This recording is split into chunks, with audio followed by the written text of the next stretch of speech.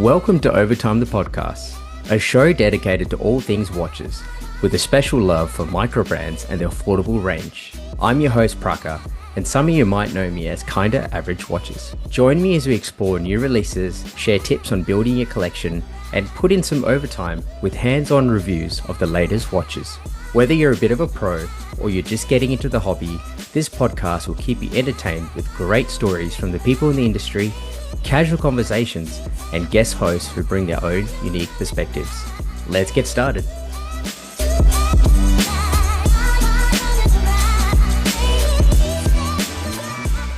G'day folks, welcome to Overtime the podcast, proudly sponsored by Watchpoint. So today I'm so thankful for today's guest for joining me, and I must apologize it's taken this long, from sort of first contact to finally making this episode happen. Thanks for your patience, and welcome to the podcast, Betina from Möels Co. How are you?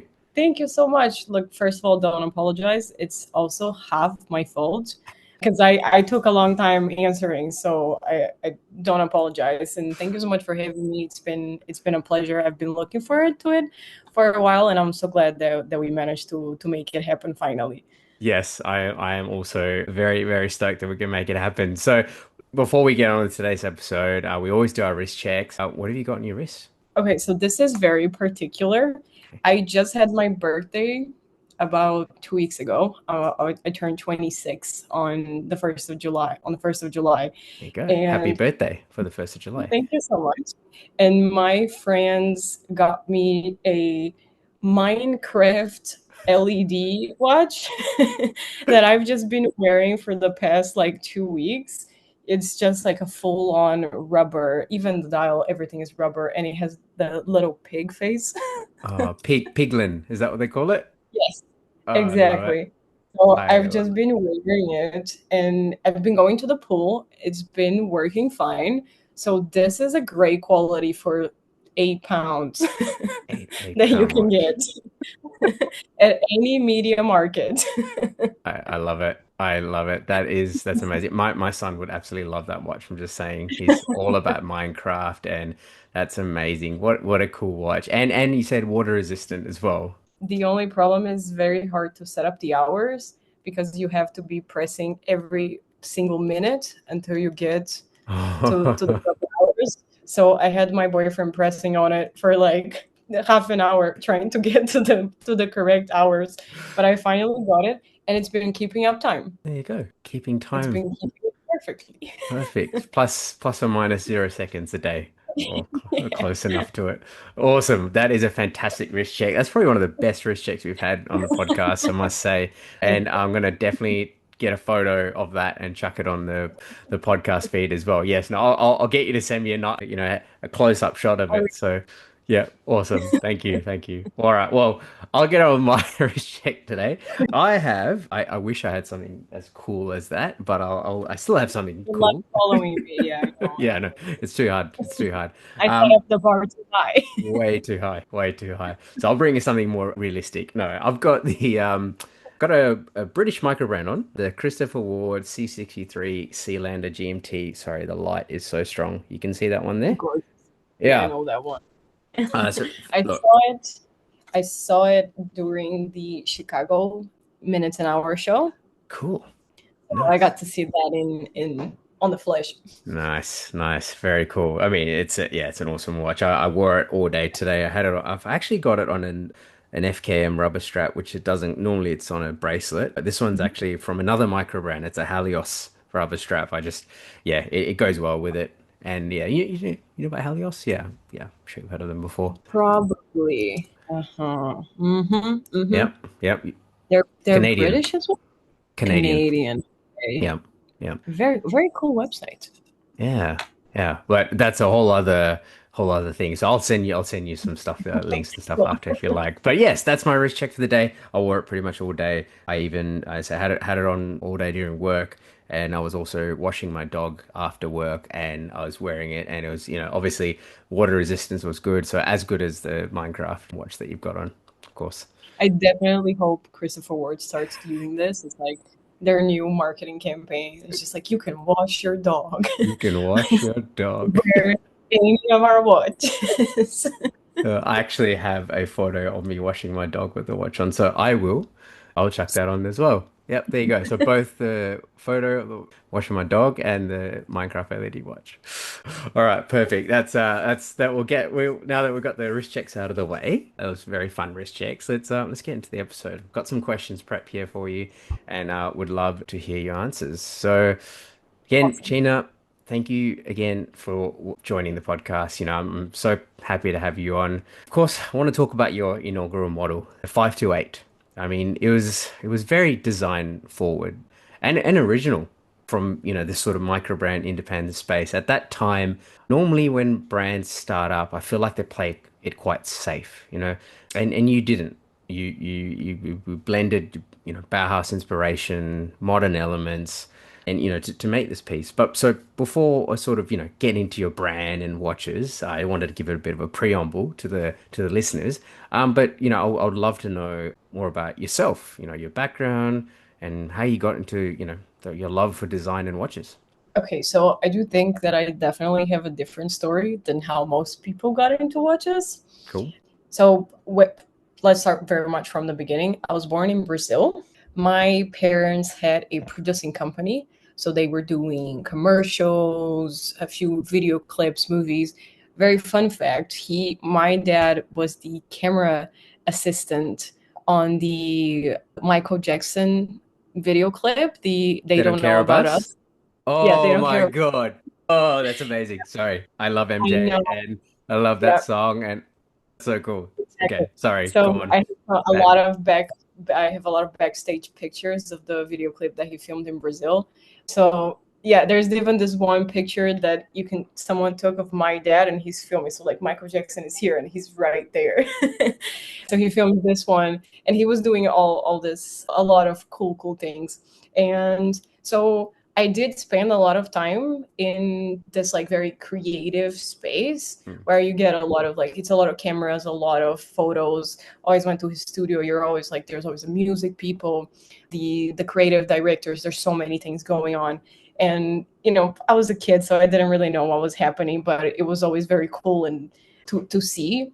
And I was always very different than what most dads were doing. So I didn't know that he had a real job. I thought it was just like, I don't know what my dad does. He just like, he hangs out, Yeah, he hangs around, and he's doing some things. sure. Then I started growing up, and I definitely had this one moment where I thought I could be going to cinema as well.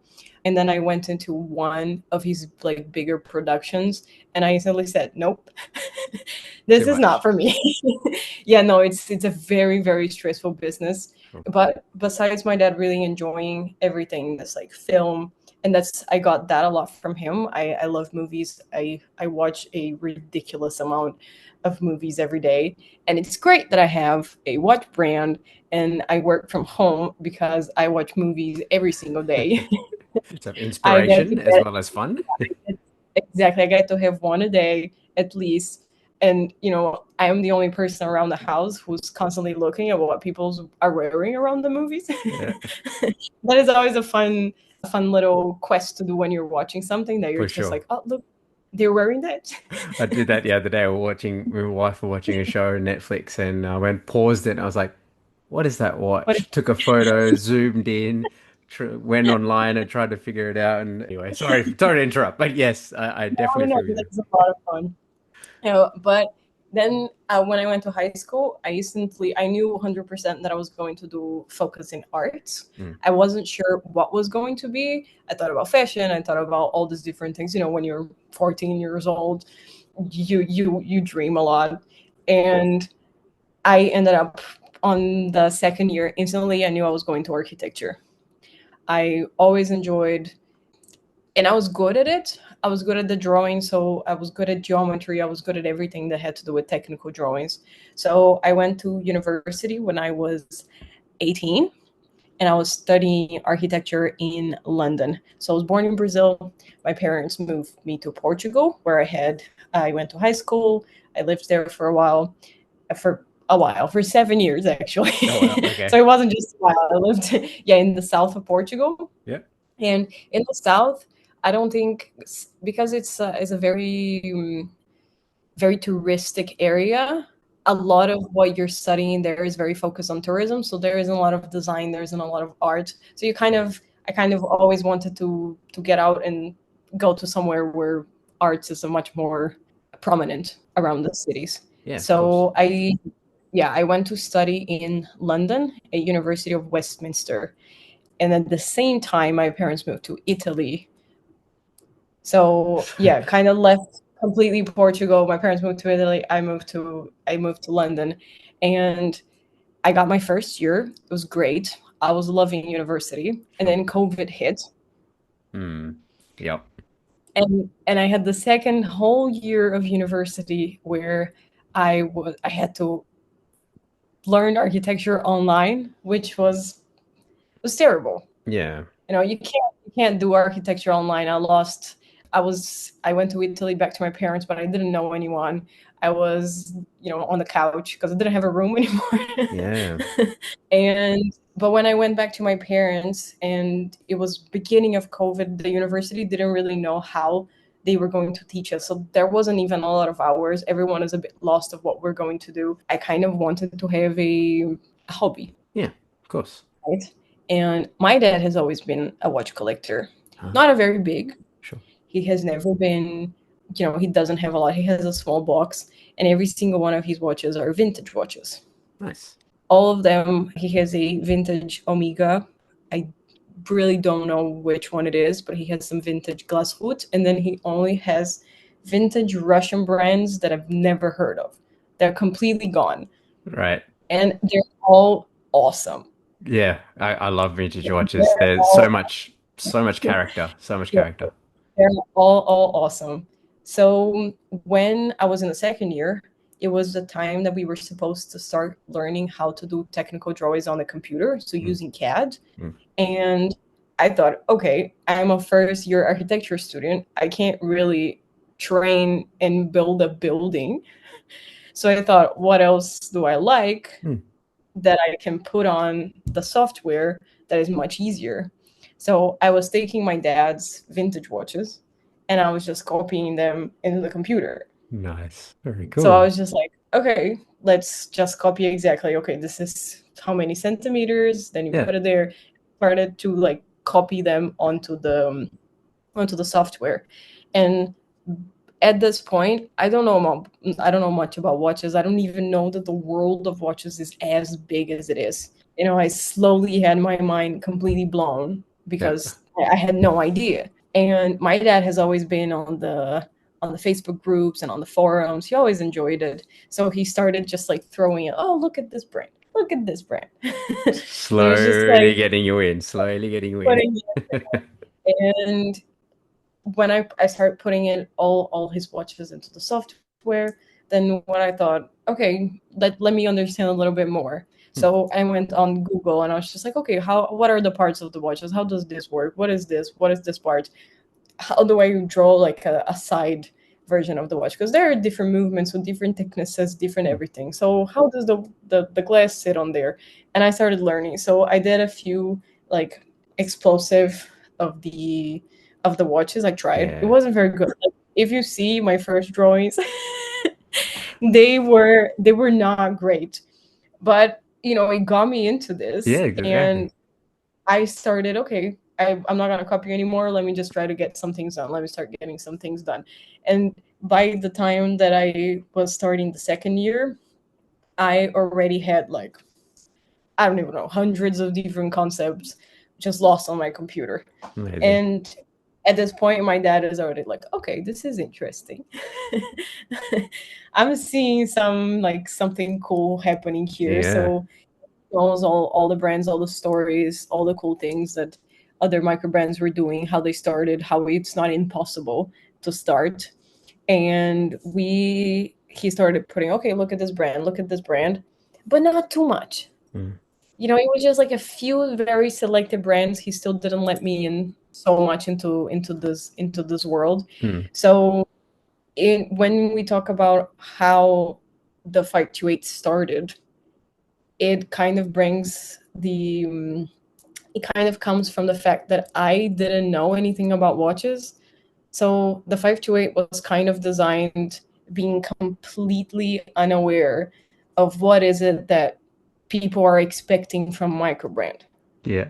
Yeah. And it This tells is just and it shows yeah. from the watch, you know. I mean, like I mean that So in a very genuine way. Like it's not safe in any means. Like you know, most brands when they start off, it's like, well, we have to offer a diver or we have to offer an everyday Garda watch. Nowadays, I feel like that's the go-to. But maybe 6, 7 years ago, it was very much a if you're a micro brand, you join in with a diver, and then yeah. once you've made that capital, a bit of the, you know, your name, then you can go and experiment and do So something it's different. So you did it all the other way around completely.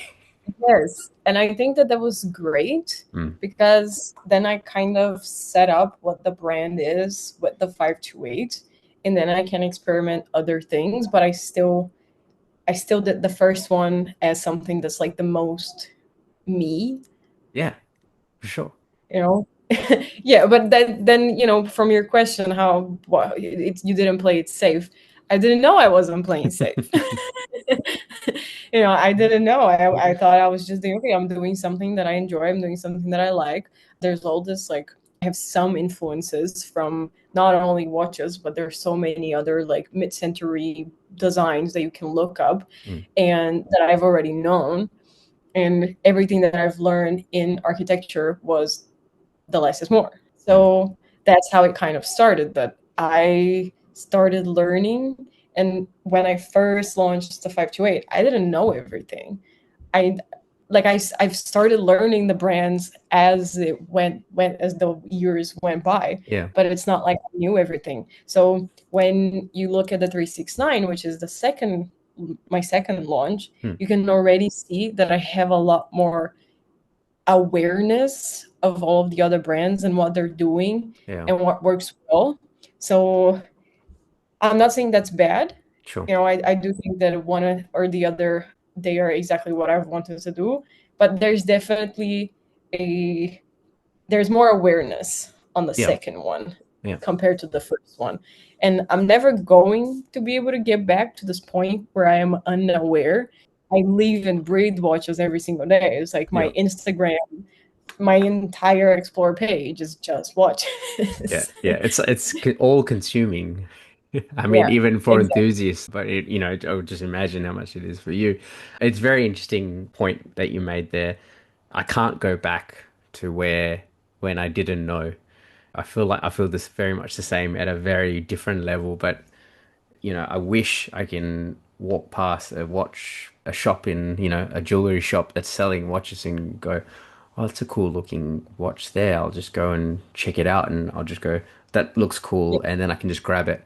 Not this yeah, research of yeah, this and that and movements and this, oh, there's brands comparing this. You can't, yeah, now it's all, there's too much science to it now, but there's there's not a that, lot. how do you say it, that, yeah, it's just that instinct or, you know, this is what I want, and so I'm going to get it. So that's cool. I like that. I like how that, but, you know, I think to be fair, I mean, yes, you said your second model. So the 369 for the listeners, the second model is the 369. And to be fair to you, so I mean, yes, you know, you did say yes that you can see some things of, you know, what other watch brands would potentially use or you know, yeah, you can sort of see, but at the same time, it still looks very unique, very, you know, very you. It's different. It's not to say it's a, yeah, I wouldn't say it's like a, you know, you did this first, they went back to this. No, you did this, but then maybe scaled it back a little bit on the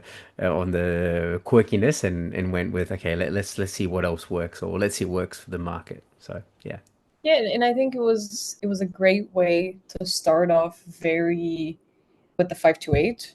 Mm. And I took things very slowly because, as I said, I was 21 years old or 22. Yeah.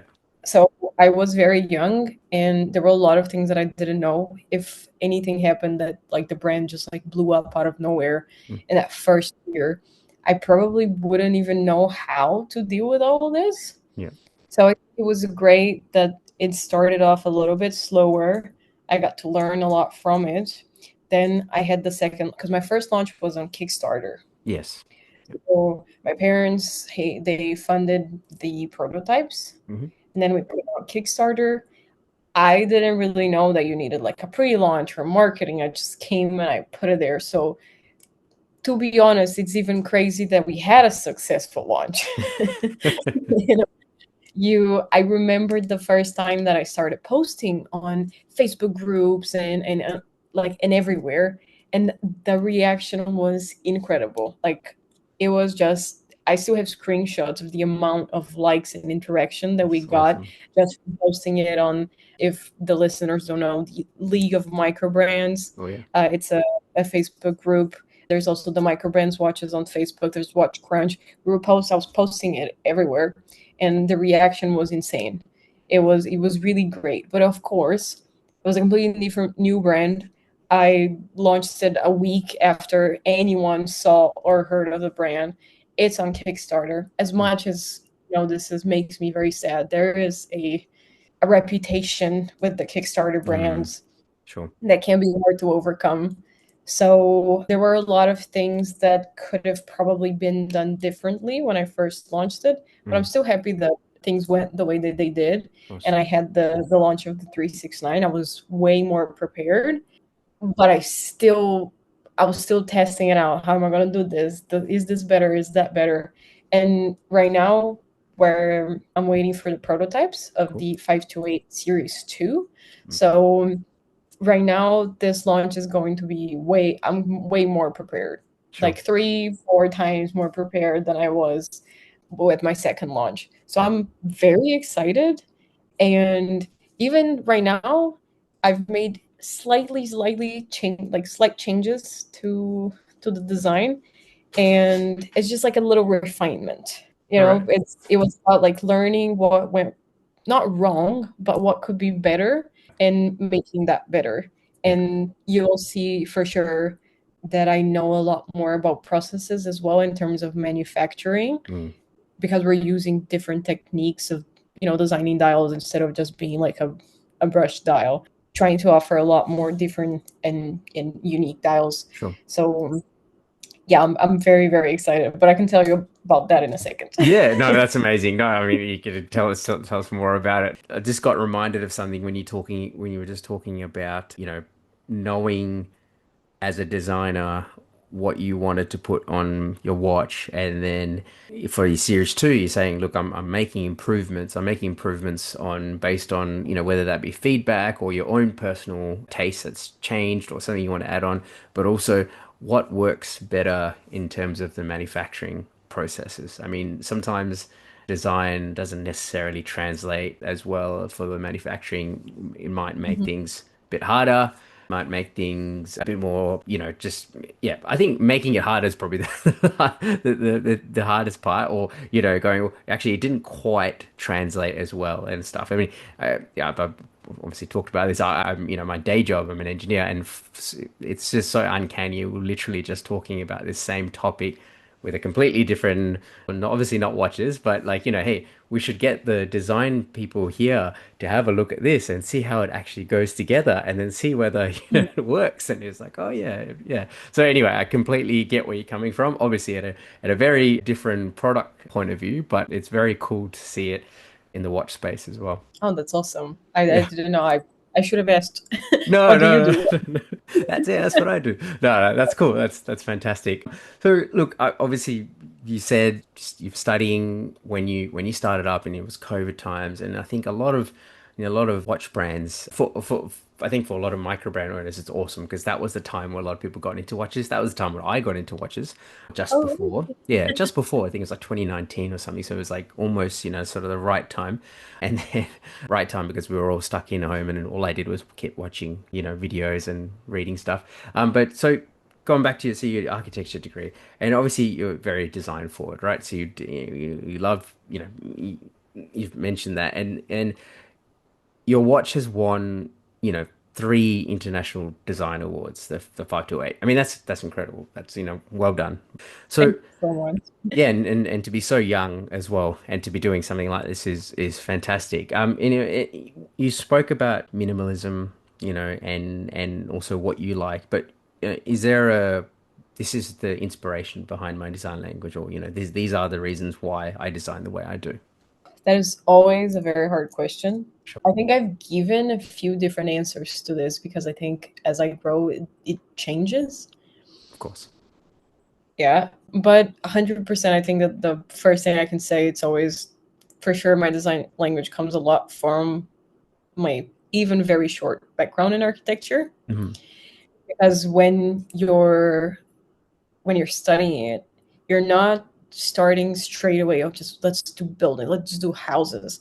So you're looking a lot at other kinds of designers, like product, and you're just looking at like, let's look at this chair, let's Mm. look at this one wall. What did they do with this wall? So you get exposed to a lot of different artists and designers of all sorts. Yeah.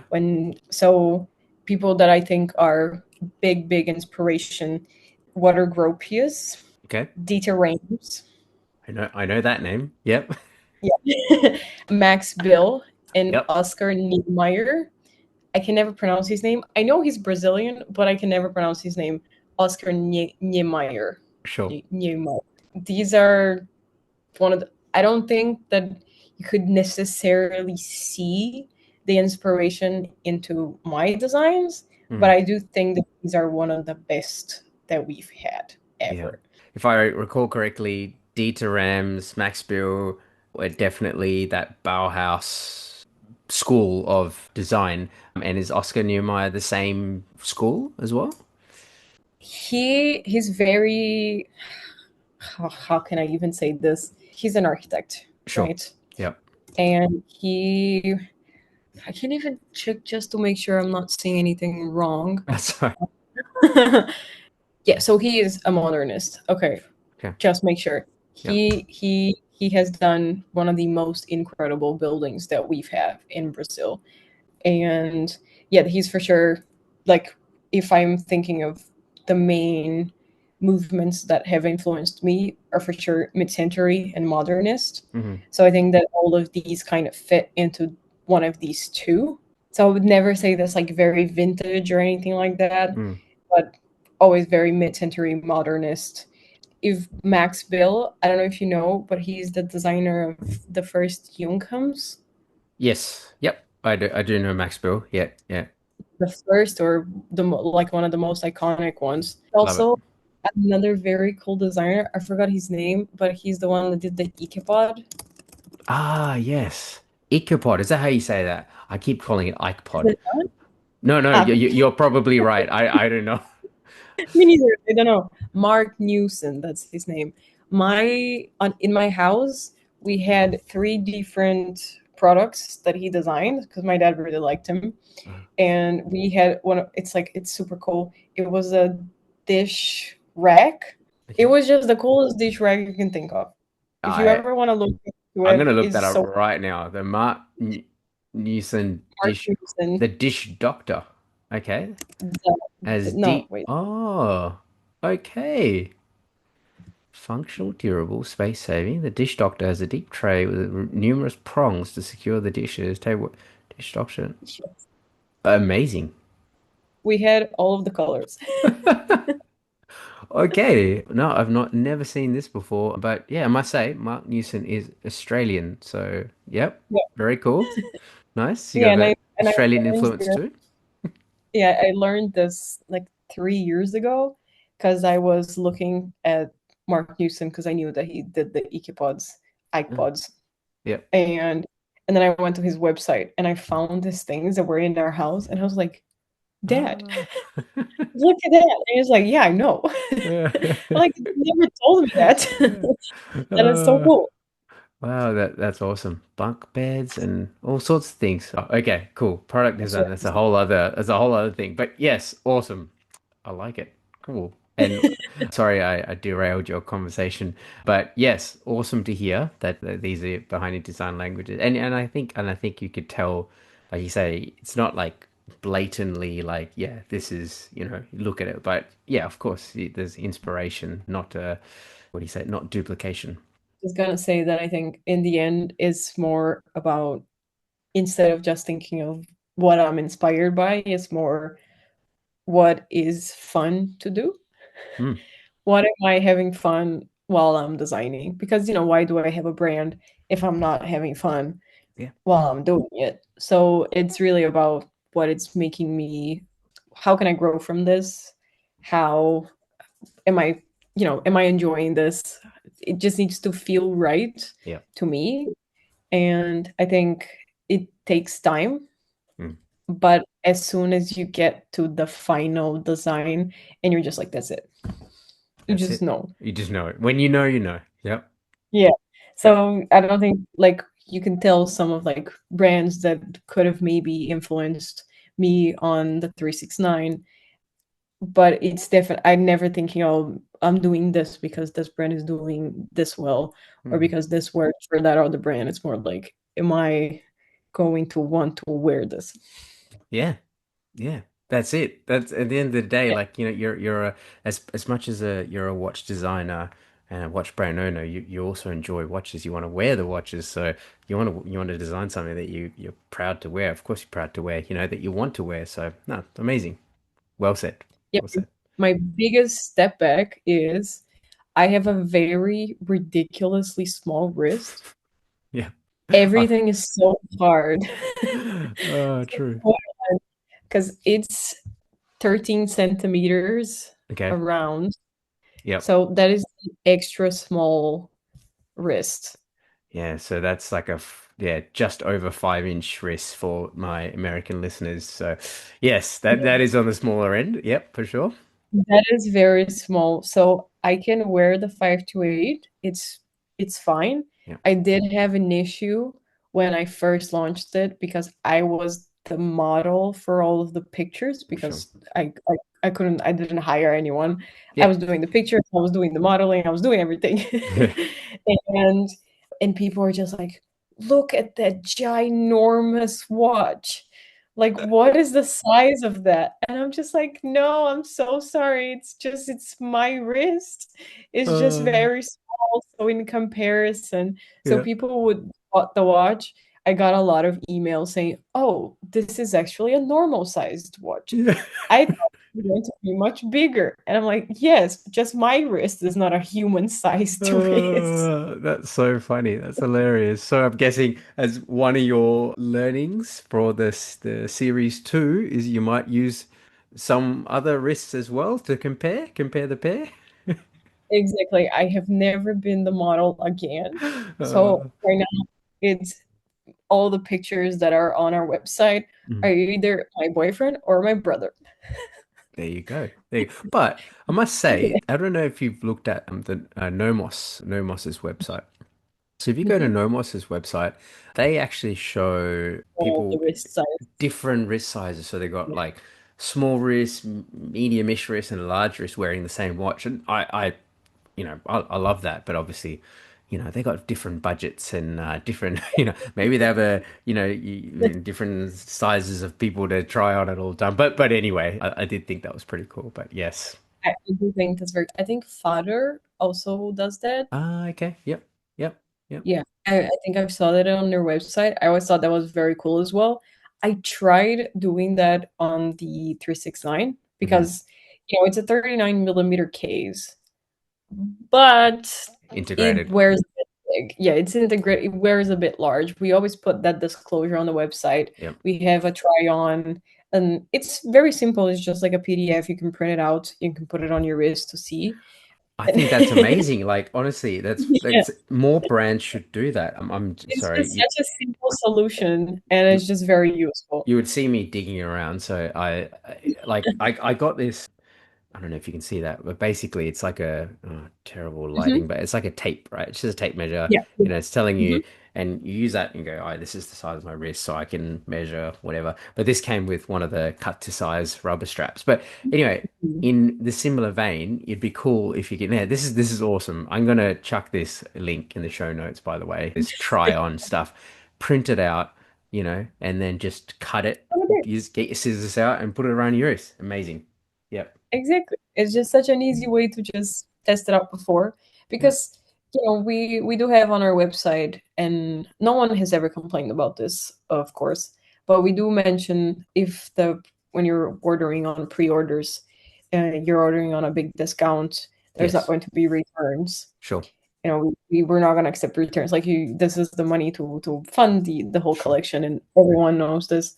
So then it has been a great way for people to just check. It has happened that someone checked it and they thought, oh, this is actually too big for me. So, this stops him from getting into a weird position, and from us on getting a weird position. Of course. And yeah, so I'm for sure I really want to keep doing that. We did it on the 528, we did it on the 369, and hopefully we could also there was this one customer who actually printed out a 3D version. We sent him the 3D file from our manufacturer, and he printed out. He went to some place, he printed Yeah. it out, and he took it out before he bought it. That's cool. 3D printed version. Yeah. I mean, I think I have seen brands do that nowadays for their prototypes. They actually get 3D printed first and see how everything sits on people's wrists before they go ahead and make a production run. So, yeah, very cool. Yeah, nice.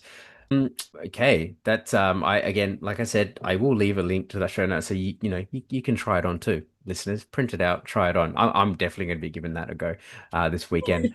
All right, so I'll move on from that. I'll move on from I guess, your start of your brand, stop a couple of your models, of course. Let's talk about yourself and you being the founder and I guess the creative forces all behind the brand.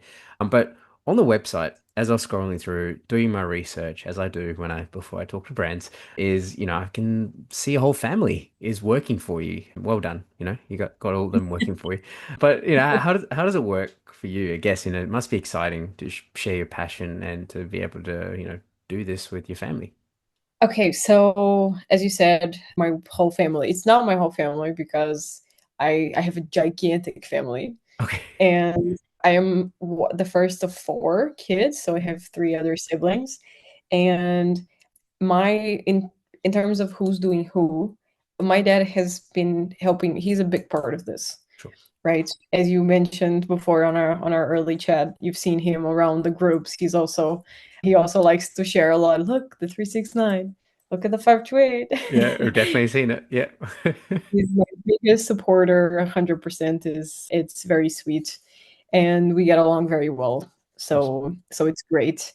So he was a big part, especially in the beginning, because I was so young, and he was able to help me find all the good manufacturers, talk to them in a manner that they will take us seriously instead of just being me.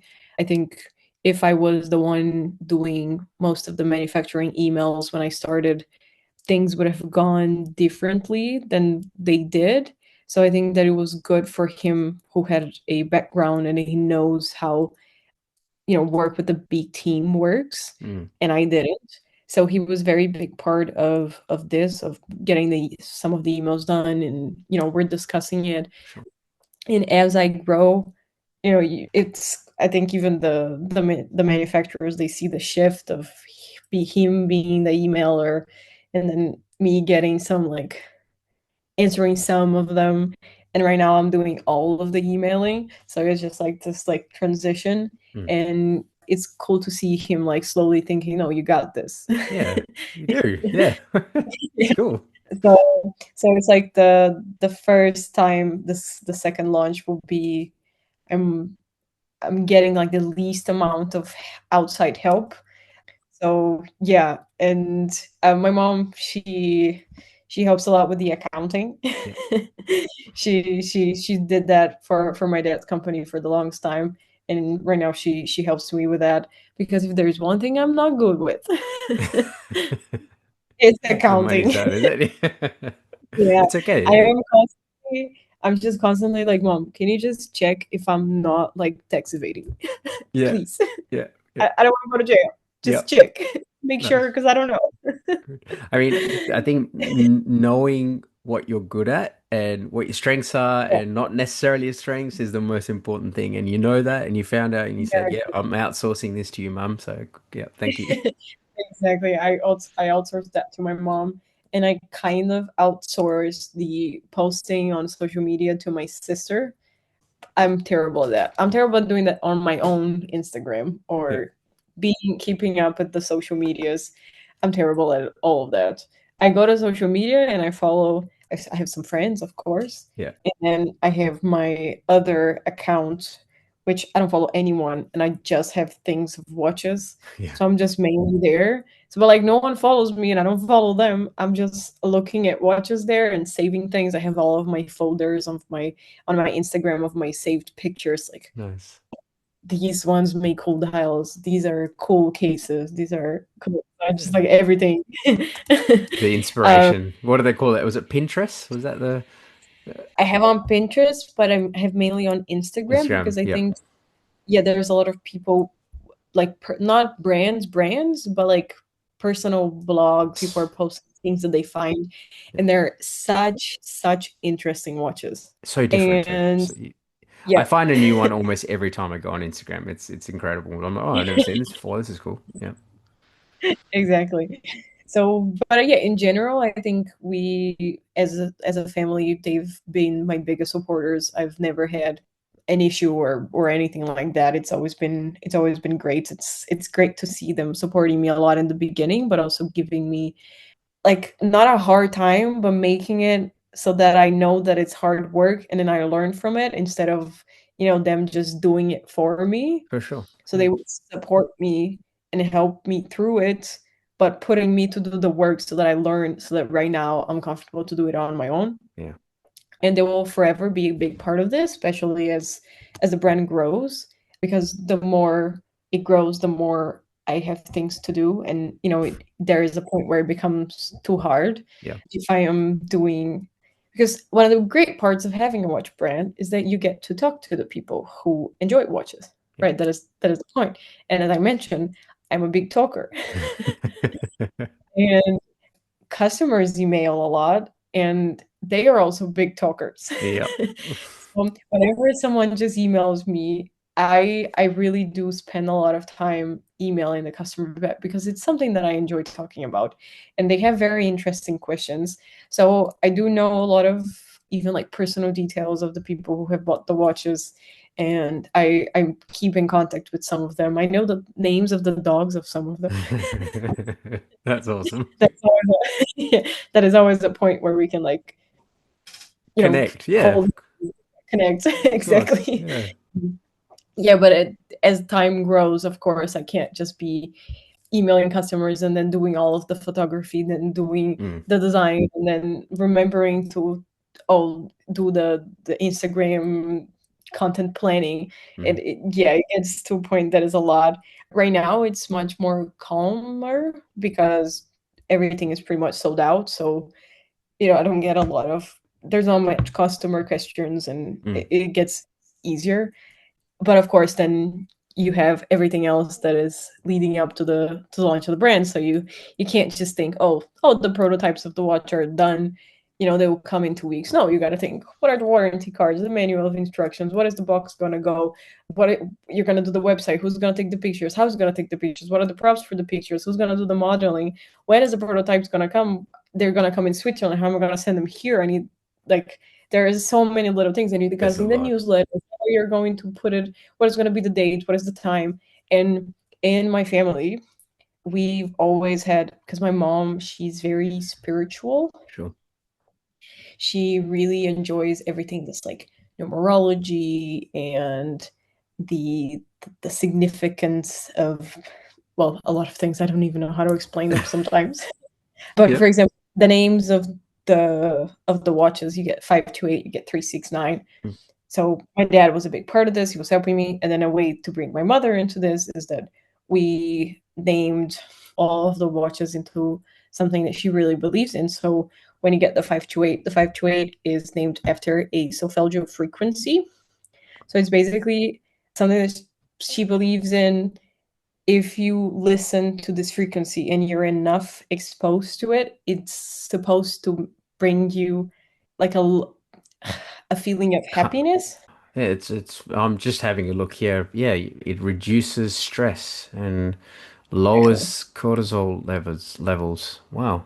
There you go. So most of the numbers, they have some sort of meaning, and the logo Möels Co, for example, you look at it, and a lot of people ask me, oh, what are the two dots? Like, is it German? It's not a German brand. Why do you have the two dots on the O? Yeah. And I'm always explaining, okay, so actually, when we're giving the name and we were coming up with it, my father was a big help on this as well. And I was discussing it with my mom, and my mom was like, no, you cannot give this name, because when you sum up the numerology of the name, it comes up as a 5, and a 5 is a bad thing. Right. And I'm just, Okay. Yeah. how do we make this work?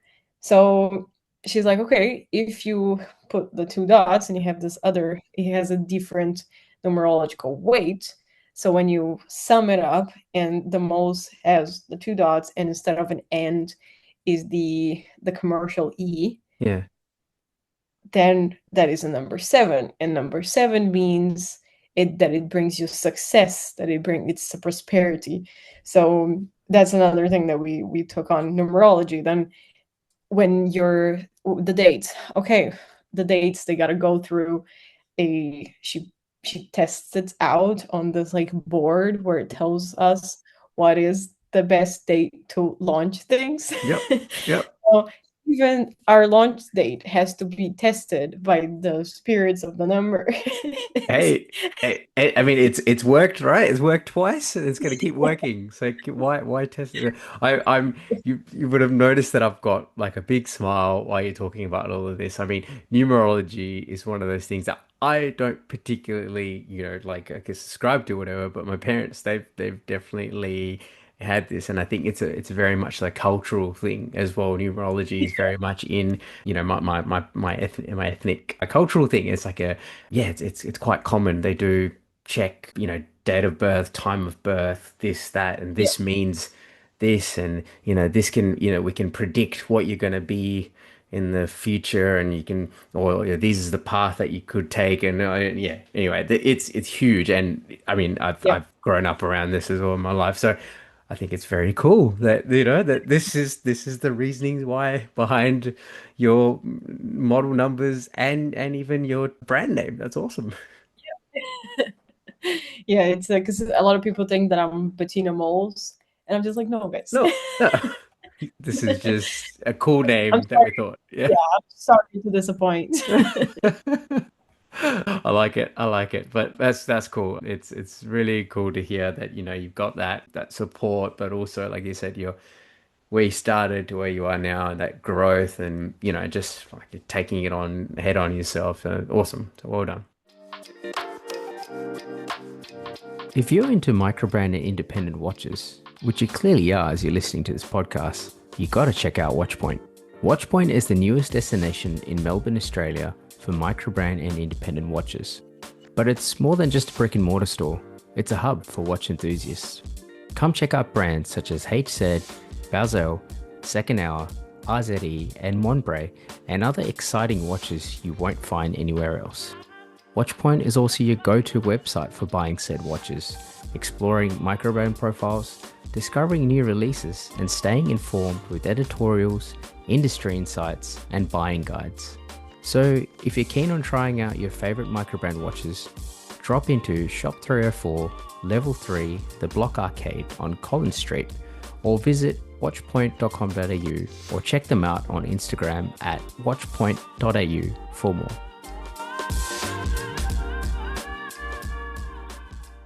I'll go on to the next question. Wanted to talk to you about this because you were based in London when you started this brand, Mhm. right? This is you're in the UK. It's a British brand. And I was talking to Sophie Scott Lewis. She is part of the British Watchmakers and British Watch and Clockmakers Alliance. And it's really cool to hear, such an organization that exists, that shines spotlight. And I feel like recently there's a bit of a resurgence of micro brands within the in Britain, so it's cool to see. There's some really cool stuff out there, and and like the one I'm wearing right now as well. But yeah, so I mean, you're part of this alliance, correct? And how do you feel like it's, I guess, helped your brand, or and maybe down the road, is there any collaborations we could expect in the future? Oh, cool question. Okay, I'll answer the second part first. Sure. If we should expect any collaborations. in the near future, I wouldn't say so. I think I Sure. still need a few more years to feel like I am 100% ready to be like working with other people. Not that I can't work in a team, Sure. just I want to learn and get comfortable into thinking that I am the best that I can be right now. Yeah, of course. And Yeah. still get a lot of things to learn. So I think not necessarily in the near future, but in terms of the British watchmakers, very, very unfortunate. I couldn't be able to be part of the show this year. Yeah. I really want to do it next year, and especially because we are we're established in London, Yeah. correct? And I don't think that we have enough British customers. Okay. I feel like we're still quite small Mm. where we're established, and I really want to bring in to explore a lot more the market over there Yeah. compared to, because our biggest market is the US Sure. Yeah. by like a lot. Which is great, like there's no Yeah. problem in it, but I would definitely like to have some, to feel, Yeah. Home this base. is, Yeah. Yeah. yeah, Yeah. exactly. I feel like that misses out a bit. And I became a part of the British watchmakers not that long ago. Mhm. So I can't necessarily talk that anything has happened Sure. here. Mhm. But they're doing an amazing job. I mean, it's one of the best shows that they got in the UK. I was able to see the pictures. I got two people that I know that I'm close with that went there, and everyone was just like, "This was amazing." That's so cool. So it would be awesome to be able to be a part of. I've been to two different shows in the UK last year, which was the World Time UK Yeah. and the Watch Pro Salon. Mhm. So I feel like these are the shows that I want to do every single year. Yeah. I always want to keep focusing a lot on in the UK, not only in London, but start coming into different shows Mhm. so that I can start becoming a little bit more prominent Yeah. in the city. Yeah. For sure, for sure. I think was it Watch Time Pro that was where you I think is because where I initially found out about your brand was through HZ Watches actually Matt who said hey Yes, you need to you exactly. need to speak to Machina like you need to like she's doing really cool stuff and I was like okay cool like I will check it out and honestly that's where it started so I'm glad that you guys went so that I find out myself. But yeah, sounded like a really cool show. So We've been to, it was the World Time World UK. Time UK, that's it. Yep. Mm. Yeah. Is a bit smaller because the Watch Pro goes for 2 days. They're Ah, a okay. little bit, it's a bigger event, but I did feel like there wasn't, you know, it's not like the audience was better or worse. Like it Sure. was different kinds of audiences for the two different shows. And the World Time UK, what I thought was very cool is that it was everyone that came. It wasn't just like watch people, Yeah. just like a lot of just people. So I People thought off the that was very street. cool. Yeah. Yeah. So I thought that was very cool. That's awesome. That's awesome. Yeah, I mean, I'm hoping for my, selfishly hoping that there will be some sort of collaboration in the future so I can see some really cool stuff. And of course you to, keep going to all these different events and maybe you might come down to Australia one day. But yeah, anyway, I'll put it out there. 100%. That is one of my New Zealand is one of my dream destinations, and Yeah. then second goes Australia. Problem is the spiders. I can't lie. I don't know if it's true, but I've seen the pictures, and I mean, I guess have I seen redback spiders and big spiders and yes, so I can't tell you that I haven't. Yes, they've been around but you get used to it. No, it's actually not that bad, honestly. Depending unless you're close to the bush or something, you should be fine. You'll be right. You'll be right.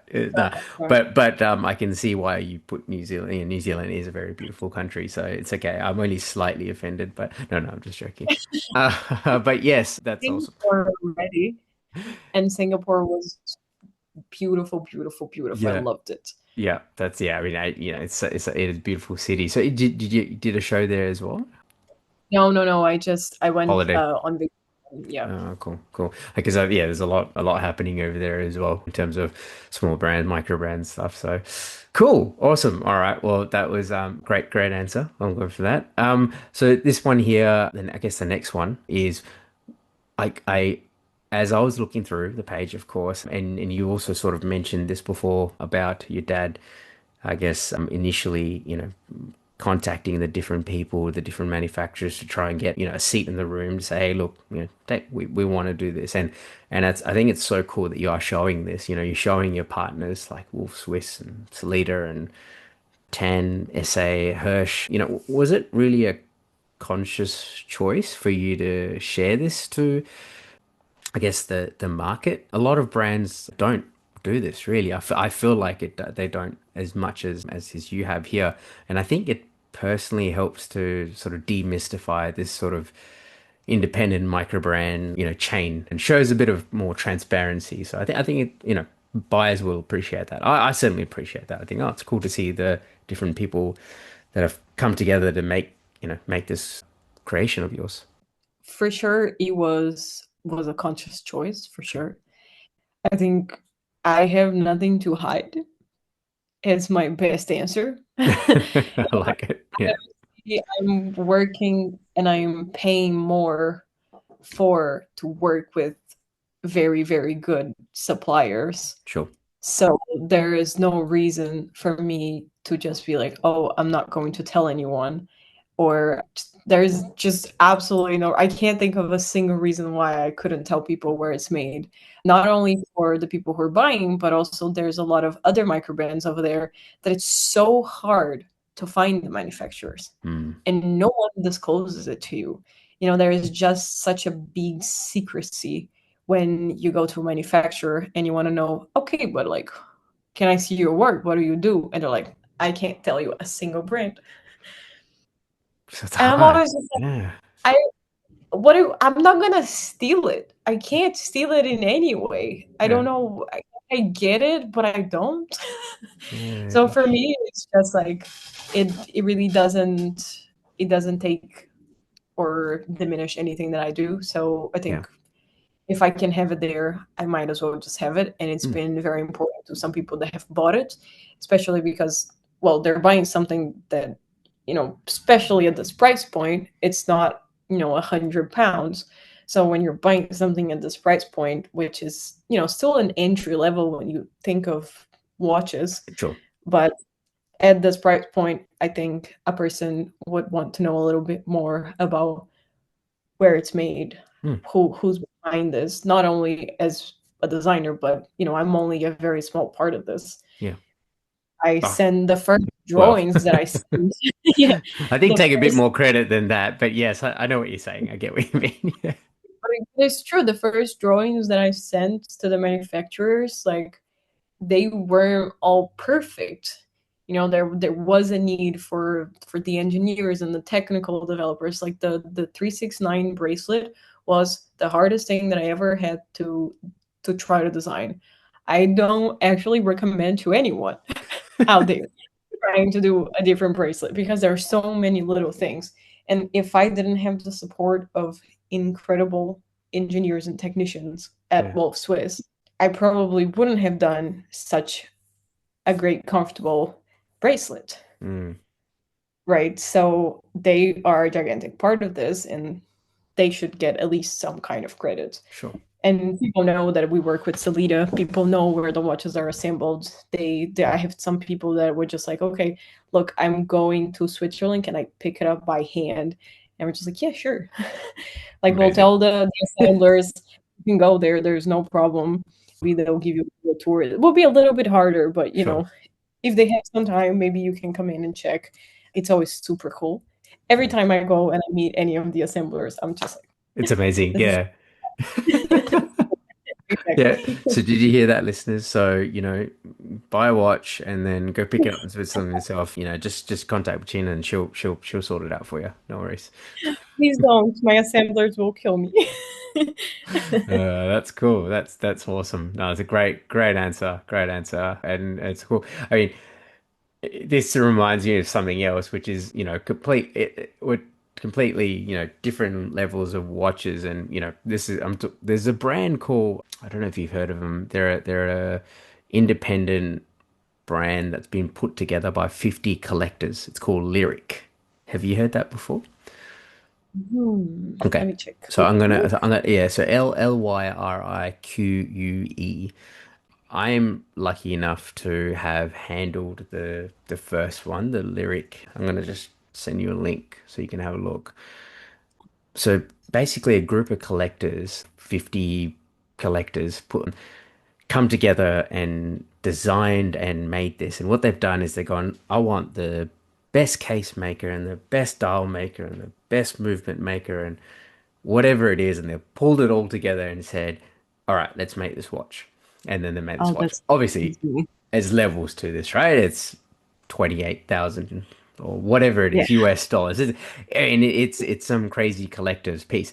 However, I guess the thought process behind it, it's the same, like, oh, I want to go to people that are reputable. I want to, go to the right partners, and I want to get them together. And also I want to tell people that these are the people that I went with. Yeah, it's pretty much the Yeah. same. It's very, very similar thought process. But anyway, this is yes, a watch that I've checked out in person, and it's awesome.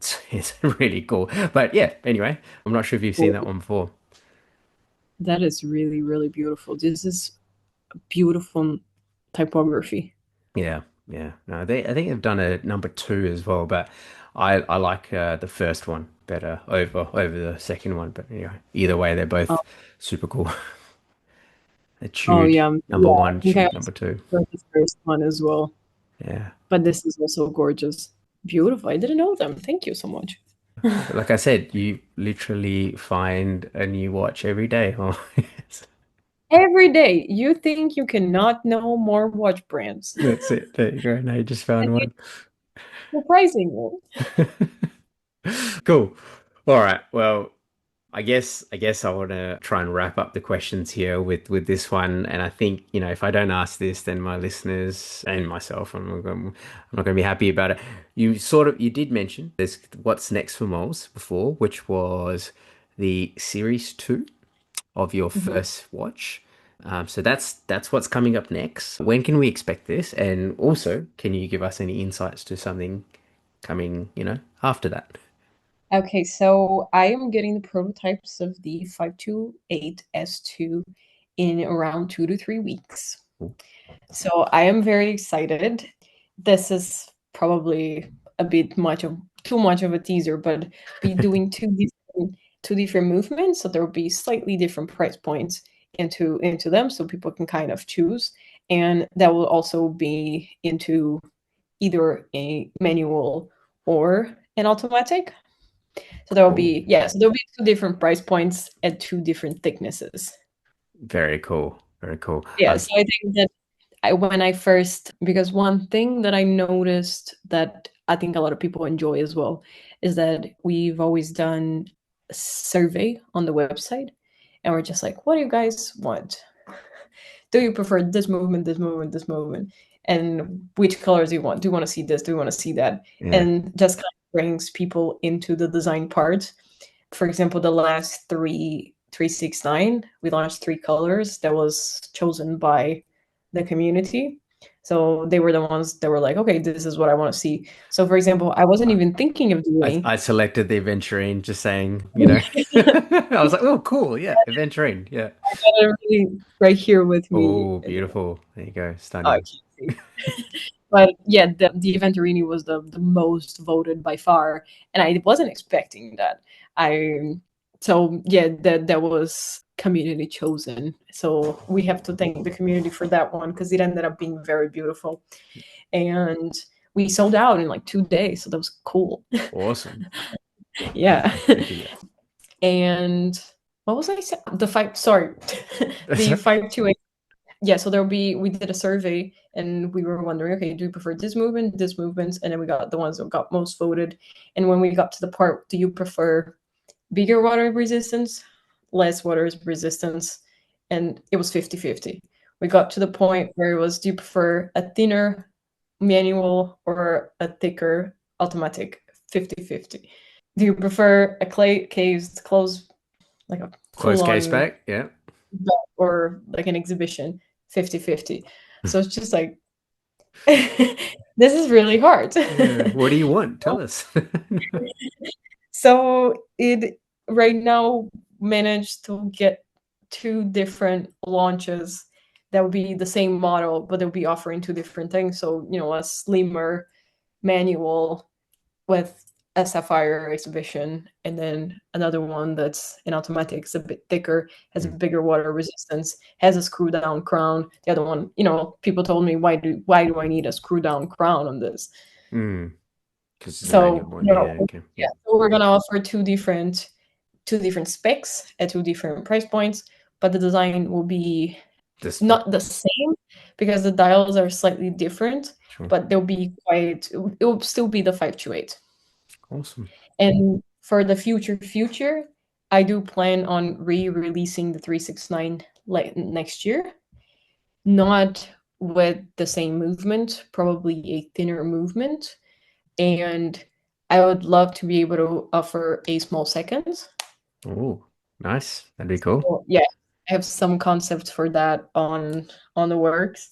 And yeah, so right now the 528, then next year if I'm able to bring back the 369, that'd be great. And one more watch.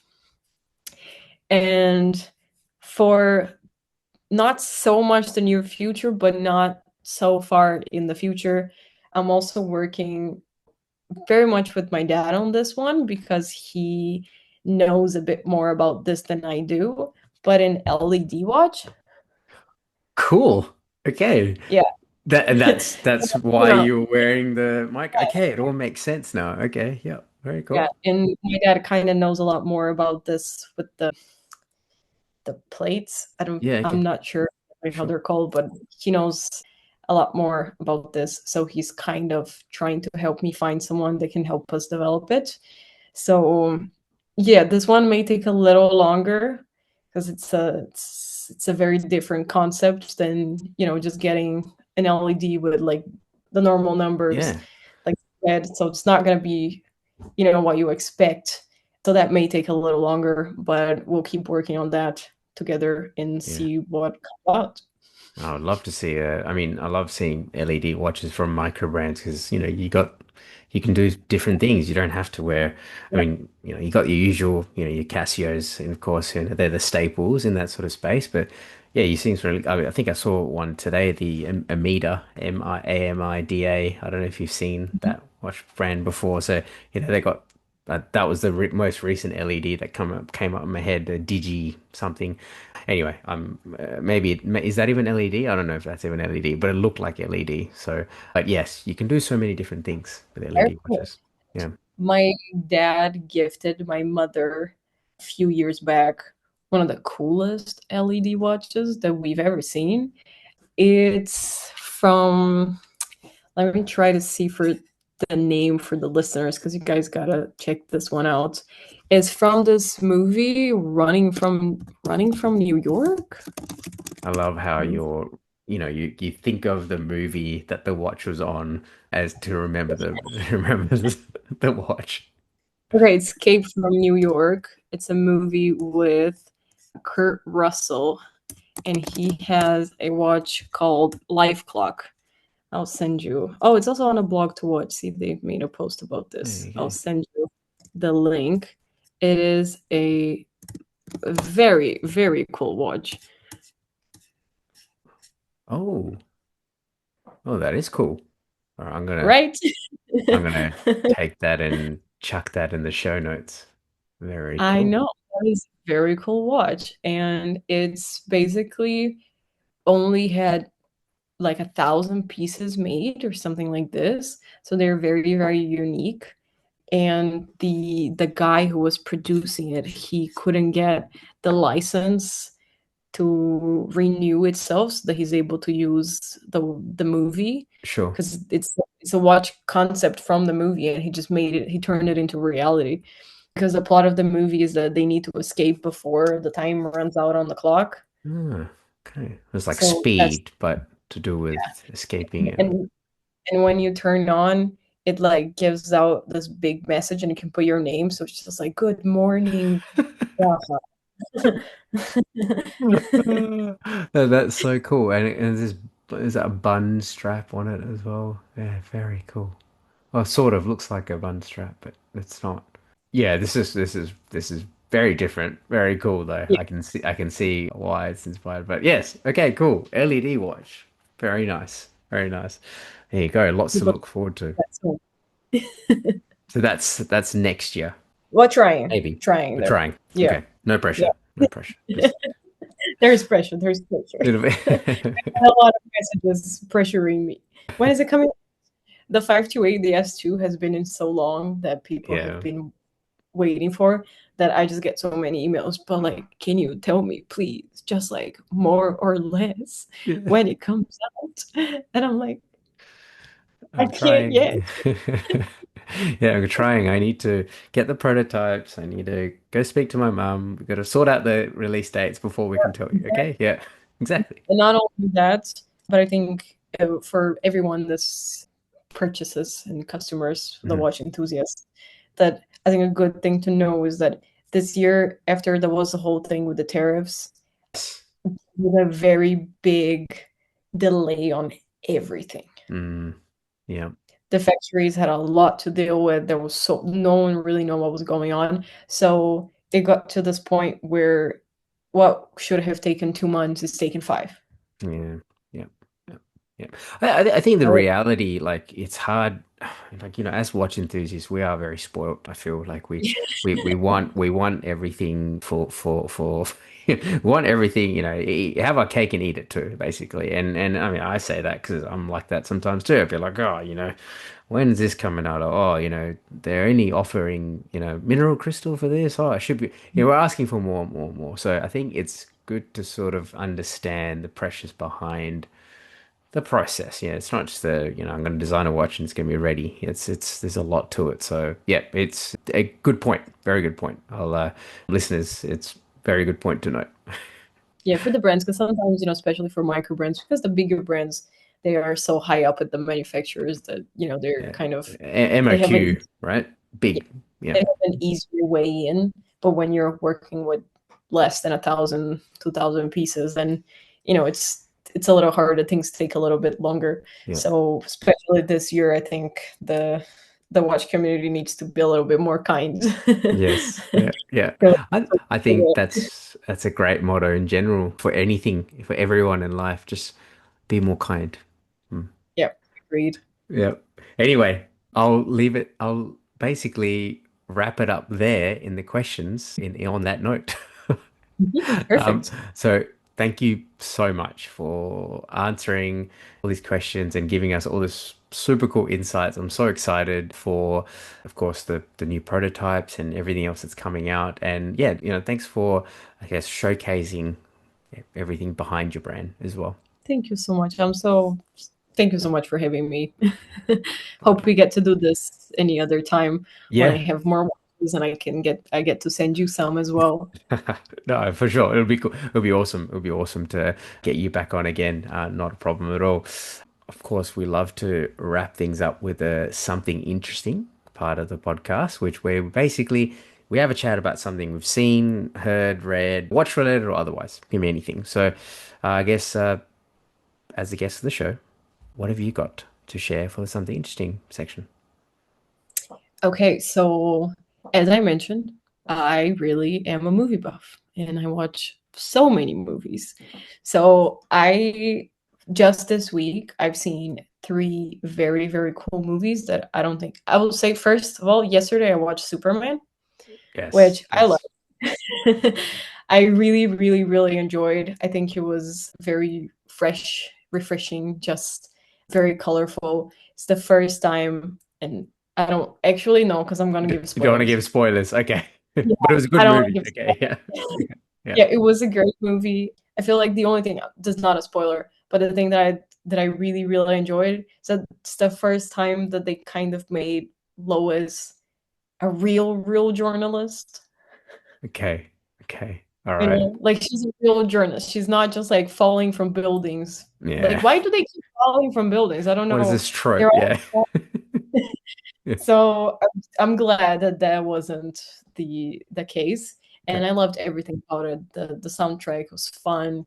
It was entertaining. I know that there is this the Marvel fans, you get the it's good, it's bad, it's good, it's bad, it's good, it's bad. They're having some like downs and lows, but this one I think 100% everyone should go and watch, and everyone is going to watch because it's already got like almost a million watched on Letterboxd. Wow. Wow. Launched in like 2 days. Mate. So for any of the listeners, if you guys have Letterboxd, you can follow me. I put a Letterbox. lot. Okay. Yeah, so it's an app. It's like an app for movies. So you get all your friends there and people can see what you've been watching or they've been watching. So you're just putting like the review so you can see what your friends thought. So you can follow people that have similar tastes in movies so you can find new movies. It's very cool.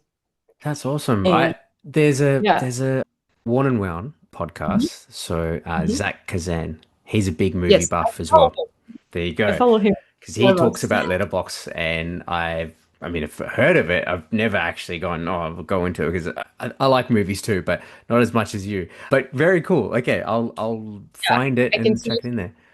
he Okay, gave here you only 3 stars to Superman. So go. it's Harsh. not bring No, no, forward. no. Oh, come on, Zach. Come on, mate. Yeah, it's funny. Okay, cool. Letterbox. All right, I'll chuck that in the show notes as well. Very Yeah, cool. and then we actually like this second cool note because I don't think anyone heard or will hear of this movie. But Mhm. there's this one new movie called Friendship. Okay. It has Paul Rudd and Tim Robinson, and it's a A24 movie. So I love A24 A24. is So good. exactly, and they just launched. So this is the poster. We can leave the link for the listeners later. Yeah. But this is a very very unique cool movie about this guy who's super weird, and he meets this neighbor, and his neighbor is nice to him, and he feels like he has a friend, but then he's super weird. So he becomes very weird, and the friend is just like, actually, I don't want to be your friend, and he goes insane. He's just like, oh, why you don't want to be my friend? And he's just doing a bunch of stupid things. But it's very, very good. It's very funny. Super cool concept. I genuinely recommend to anyone Okay. that wants a decent. Friendship. All right. Yeah, Okay. Oh, it came out last year. Okay, cool. Is it come out last year? yeah. Oh, It was very long, not that long ago. they're actually showing it in the movies right now, locally. Just yeah, Oh, awesome. which is cool. Yeah, and some of the smaller cinemas, Luna Palace and stuff. Okay. Anyway, well, listeners, I am going to leave the links to all those recommendations, and yes, and feel free to give me more movie recommendations. I feel like if I start watching them, then I'll get back into it. But I just don't really go to the movies as much nowadays. It's not really. I don't know. I Do you? go every single week. How many? Once Every single week. every single week. Amazing. Yes. Yeah, that's It cool. doesn't matter what is there. I will go watch it. I've seen some bad movies in the movies, It's, but it's I enjoy just them all. you just enjoy going. Yeah, fair enough. Fair enough. Oh, I'm awesome. keeping the industry alive. That's cool. So good, so good. All right. Well, look, I'll share my something interesting, and it's kind of not really kind of linked to that, but it did remind me of that. So I've been listening to A Tale of Two Wristies. So this is a podcast that is by Popping Crowns, who is Chris on Instagram, and Tick Tick Tap Tap on Instagram as well, Iman. So yeah, they have great chemistry. It's funny. It's obviously the talk watches, so it's cool. I think they're up to episode 4 now, so they're quite new. But Chris has been in the sort of watch media, could you say, watch scene for a while now. So he's pretty out there, and he's also got the his blog as well, which is fantastic. His website, sorry, not a blog. So I've read a couple of his articles, also really cool articles. Really, take your time to read it. It's awesome. And I'll also leave a link to that. But anyway, I'm really enjoying this podcast.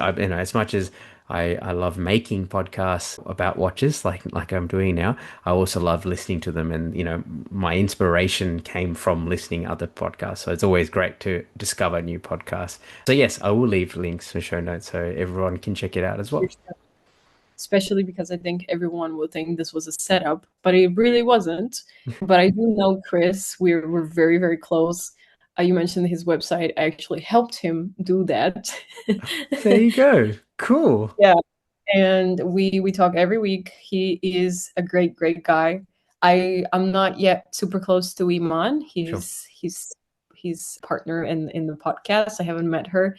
She's from London though, so I should know her soon. Yeah. And they're great. I also listen to. I'm in the second episode for now, Yeah. so I'm still behind. I'm behind, but they are really great. And I called him when I first watched the first one, and I was like, Iman has such a good voice. It is so nice to listen to her. It sounds so nice. Smooth. Yeah, yeah. No, I agree. I agree. It's also the British accent as well, I think. There's something about it. Yeah, yeah, yeah. No, it's awesome and it's so cool. And this was not a setup. This is clearly like, so okay, I'll definitely leave the links to everything Tale of Two Receives there so my listeners can check it out. And that's it. Come to the end of the episode. So That's again, like, thank you oh, so much. for so long. No, yes, like you said, a long time coming, but I'm glad we did it. It was awesome. I hope you enjoyed it. I certainly did. Me too. And so I'm going to leave, of course, a link to where you can find Gina and, Mole's website, Instagram, everything else. But what's the best way if someone wants to contact you? My email, 100%. I really don't see my Instagram messages. Okay. I will add your email address in here as well so that people can email you if they want to Perfect. reach out and check it out. All Yeah, right, that'd be perfect. Well, cool. thank you so much. You're, It was so nice. no, you're welcome, welcome. So yeah, if there's nothing else, we'll leave it right there. Cheers. Bye bye, guys. Thank you for listening to Overtime the podcast. I hope you enjoyed the episode. You can find us on our Instagram at Overtime the Podcast, at Kinda Average Watches, or flick me an email on overtimethepod@gmail.com. I appreciate your support and value your feedback. If you have any questions, suggestions, or topics that you would like the podcast to cover in the future, please hit us up. Until next time.